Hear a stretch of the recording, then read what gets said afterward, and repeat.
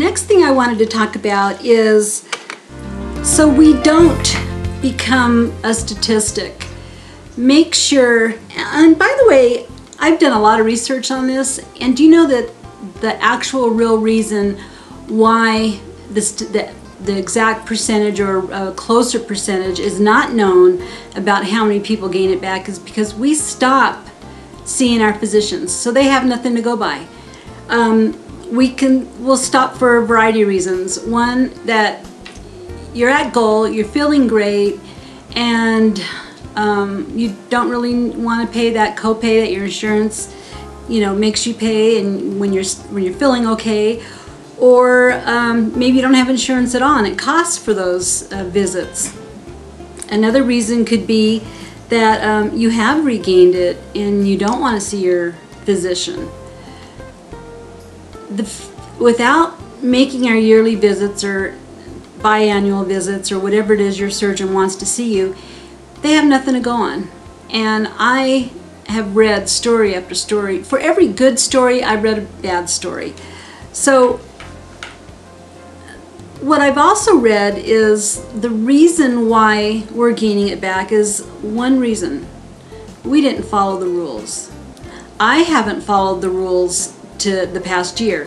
Fortunately, I had so many rules ingrained in my brain that it became natural for me to follow rules that I didn't even know I was following them. And that's a good thing. So it only took me just a little bit of a turn to get right back on the right road and to losing this last 20 pounds. So for you not to become a statistic, it means to find a way to get fit that is going to work in your world, not your girlfriend's world or Mary Jane on YouTube channel, your world. And part of that is something we hate. I don't know anyone who really loves doing it, but it is paper and a pencil. Charting everything that goes in your mouth, you write it down. I have a little, or had a little day runner that used this size notepad, and I got a bunch of these left over, so I got a Tupperware bowl, threw these in here, threw this pin on here, just like that, and in the morning I will grab my piece of paper, and not only will I use this for notes throughout the day, reminding myself of things, but I jot down everything I'll put in my mouth. That way I don't have to run to the computer and type it all in. That way I don't have to grab my book and see, how many calories this and that was. It is a little easier for me at the end of the night to go through and put all this information in my body bug. And then I date it. So what if I didn't feel good tonight and I didn't want to do it? Am I going to remember tomorrow every single thing that I put in my mouth? No. Get yourself some paper, a notepad, a pencil, carry it with you. And every time you eat something, write it down. You will become successful in your weight loss journey if you do that. Last but certainly not least, books. I watched a video of Millie Jean 36, M-E-L-I-J-E-A-N 36. Her name is Melissa. And she was reading this book, How to Eat Like a Hot Chick. And it is funny. You will laugh at it. She had mentioned in her video that was kind of crude. Very crude.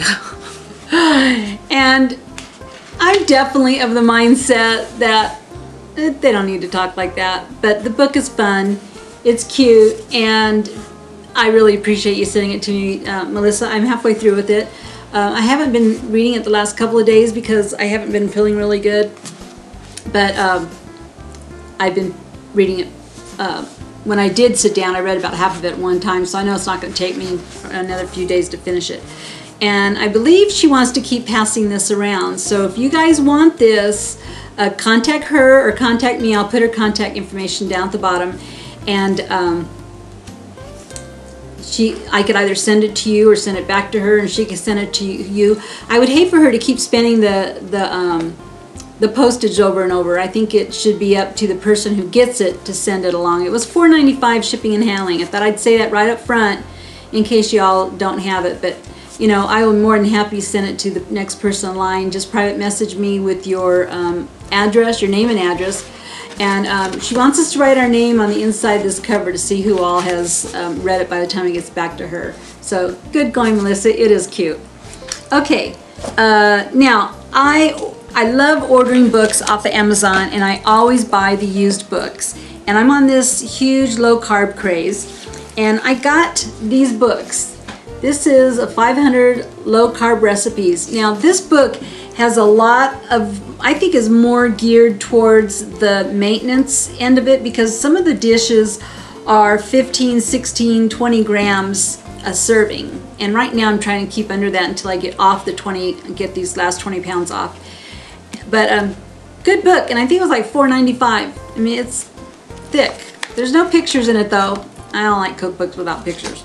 Okay, then I got this Cooking Well low carb sugar-free diets. I believe this one was new. I'm not sure, but I paid $7 for one of these books, and I have a feeling it was this one. And when I say $7, that's shipping and handling, because I've got a Prime membership with Amazon. And if you don't know what that is, I believe it's $70 or $90 a year, and you then have the option of next day air for $3.99, no matter how much it weighs, or one day delivery, yeah, 2-day delivery, free shipping. So if you buy a lot of stuff off of Amazon like I do, become a Prime member, because it will save you. All right, and you can get stuff the next day, which is a lot of fun. This is a lot of really good low carb desserts, and you can be looking for some In the Kitchen with Virginia desserts from this book soon. Okay, then the last book is called The Low Carb Bible. Now this is a hardcover, but I believe it was pretty cheap. And it's got lots of really neat pictures. And this is the book where I got that that couscous, the curry pork over couscous with made out of cauliflower. I really recommend buying used books off of Amazon, because they're dirt cheap. So that was it. That's all I wanted to talk about this Monday with my cup of joe and chit-chatting with Virginia. You guys have a great week, and I'll see you next week with Morning Java with Ginger. Bye.